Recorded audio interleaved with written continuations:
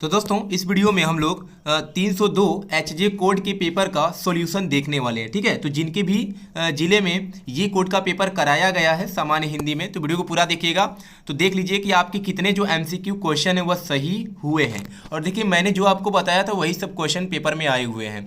तो खंड क में 10 नंबर का बहुविकल्पीय प्रश्न पूछा गया था। सबसे पहला क्वेश्चन है, पाणिनि कालीन भारतवर्ष नामक कृति के लेखक हैं बालकृष्ण भट्ट है कि राधाचरण गोस्वामी है कि डॉक्टर वासुदेव शरण अग्रवाल हैं या राजा लक्ष्मण सिंह हैं। तो इसके जो कृति के लेखक हैं वह डॉक्टर वासुदेव शरण अग्रवाल हैं। दूसरा क्वेश्चन है, द्विवेदी युगीन लेखक हैं राय कृष्णदास, अध्यापक पूर्ण सिंह, चतुर्सेन शास्त्री या उदय शंकर भट्ट। तो द्विवेदी युगीन जो लेखक हैं वह है अध्यापक पूर्ण सिंह। ठीक है, ये भी क्वेश्चन बताया गया था। फिर तीसरा क्वेश्चन है, रामचंद्र शुक्ल लिखित कहानी है राजा भोज का सपना, इंदुमती, एक टोकरी भर मिट्टी या 11 वर्ष का समय। तो रामचंद्र शुक्ल का जो कहानी है वह है 11 वर्ष का समय। चौथा ऑप्शन करेक्ट हो जाएगा।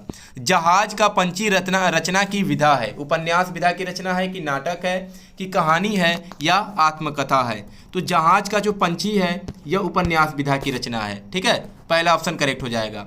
आनंद कादंबरी के संपादक थे, ये भी देखिए मैंने आपको बताया था, बालकृष्ण भट्ट हैं कि रमानाथ रामनाथ सुमन हैं या बद्री नारायण चौधरी प्रेम घन हैं या अमृत राय हैं। तो आनंद कादंबरी के संपादक बद्री नारायण चौधरी प्रेम घन है। तीसरा ऑप्शन करेक्ट हो जाएगा।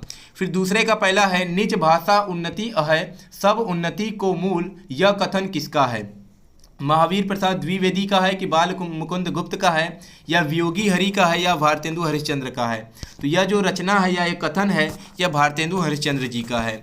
फिर दूसरा क्वेश्चन है, कितनी नावों में कितनी बार के रचयिता हैं? रामधारी सिंह दिनकर या सूर्यकांत त्रिपाठी निराला या सुमित्रा नंदन पंत या अज्ञे। तो इसके जो रचयिता हैं यह अज्ञे हैं। ठीक है, सच्चिदानंद, हीरानंद, वात्स्यायन, अज्ञे।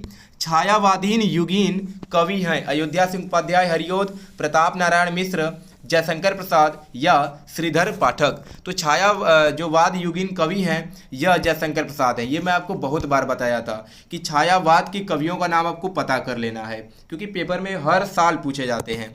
तो जयशंकर प्रसाद छायावाद युगीन कवि हैं। भारतेंदु युगीन रचना है आनंद अरुणोदय या कामायनी या साकेत या भारत 12 मासा। तो इसमें से जो भारतेंदु युगीन रचना है या आनंद अरुणोदय है, यानी पहला ऑप्शन हो जाएगा सही। जयशंकर प्रसाद की काव्य कृति कौन सी है? अनामिका है, चित्राधार है, ग्राम्या है या दीपशिखा है। तो इसमें से जयशंकर प्रसाद की जो काव्य कृति है यह चित्राधार है। ठीक है, दूसरा ऑप्शन करेक्ट हो जाएगा। तो आप लोग बताइएगा कि 10 क्वेश्चन में से आपके कितने प्रश्न सही हुए हैं। उसके बाद यहाँ पर गद्यांश है तो ये आप कर लिए होंगे, नहीं आ रहा होगा तो बना के ही कर लिए होंगे। ठीक है, तो नंबर आपको मिल जाएगा। फिर यहाँ पर पद्यांश पूछा गया था। फिर उसके बाद क्या पूछा गया? निम्नलिखित में से साहित्यिक परिचय लिखना है। मैंने कहा था को हजारी प्रसाद द्विवेदी का और वासुदेव शरण अग्रवाल का याद कर लेना। देखिए आ भी गया है। फिर उसके बाद मैंने कहा था कवि में जयशंकर प्रसाद का महादेवी वर्मा का याद कर लीजिए। देखिए ये दोनों लोग भी आ गए हैं। फिर लाठी कहानी का कथासर अपने शब्दों में लिखना है अथवा ध्रुव यात्रा कहानी के उद्देश्य पर प्रकाश डालना है। फिर उसके बाद खंडकाव्य से क्वेश्चन आया हुआ है। ठीक है, तो आपके जिले में जो खंडकाव्य चलता है उसी के प्रश्नों का उत्तर देना था। फिर संस्कृत का संदर्भ है, पद्यांश का संदर्भ सहित व्याख्या। फिर यहाँ पर मुहावरा से क्वेश्चन पूछा गया है।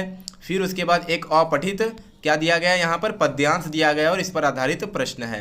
फिर उसके बाद एक उच्चारण के 2 शब्द हैं, उनके अलग अलग अर्थ बताना है। तो पहले अंश का होता है कंधा और दूसरे अंश का होता है हिस्सा। तो दूसरा ऑप्शन हो जाएगा। वात का मतलब अर्थ होता है हवा और बात माने वार्ता। तो दूसरा का सही हो जाएगा। फिर यहाँ पर देखिए शब्दों के 2 अर्थ लिखना है। तो इसमें मुझे जो आ रहा है मैं आपको बता देता हूँ। विधि का अर्थ होता है प्रकार और नियम। फिर नीरज शायद कमल को कहा जाता है तो कमल हो जाएगा, सरोज हो जाएगा। वारिद शायद बादल को कहा जाता है। ठीक है, तो क्या हो जाएगा? बादल हो जाएगा। फिर उसके बाद जलद हो जाएगा, पयोद हो जाएगा। तो ये सब हो जाएंगे। सुरभि का आप लोग बताइएगा क्या होगा? जिसका कहीं भी अंत न हो तो उसको अनंत कहा जाता है। ठीक है, जो बूढ़ा न हो तो क्या कहते हैं? अमर नहीं कहते। अमर का मतलब जो कभी मरे ही नहीं। तो जो बूढ़ा न उसे अजर कहा जाता है।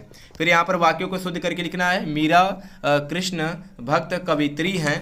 तो यहाँ पर देखिए मैंने बार बार आपको बताया था कवित्री गलत लिख करके आता है और ये बहुत ज़्यादा बार पेपर में आता है। तो इस तरह कवित्री आपको लिखना है, कवित्री। मेरा बाल सफ़ेद हो रहा है, मेरे बाल सफ़ेद हो रहे हैं, ये हो जाएगा। वह नदी को गया, वह नदी में गया। ठीक है, तो यही सब पूछा गया है। फिर उसके बाद हास्य अथवा शांत रस, यमक अथवा उपमा अलंकार, सोठा अथवा कुंडलिया छंद का लक्षण, फिर यहाँ पर पत्र लिखना है और फिर यहाँ से बेरोजगारी की समस्या पर आई गया है, पर्यावरण पे भी आ गया, तो आप लोग लिख लिए होंगे। तो यही आपका पेपर है। आप लोग बताइएगा कि 10 क्वेश्चन में से कितने एमसीक्यू क्वेश्चन आपके सही हुए हैं। तो चलिए मिलते हैं नेक्स्ट वीडियो में। और हाँ देखिए, गणित का पेपर है, तो अगर आपने गणित में कुछ, और अगर आप लोगों ने अभी तक गणित में कुछ भी नहीं पढ़ा है, तो जितने दिन का अभी आपके पास समय बाकी है, तो आपको क्या करना, हमारे हर एक वीडियो को देखना है और जो मैं आपको गणित में क्वेश्चन बताऊंगा वही आपके पेपर में आएंगे। ठीक है, तो जितने दिन भी हैं उतने दिन आपको हमारे साथ जुड़े रहना है और हर एक वीडियो को देखना है। तो चलिए मिलते हैं नेक्स्ट वीडियो में एक नए टॉपिक के साथ। तब तक के लिए धन्यवाद।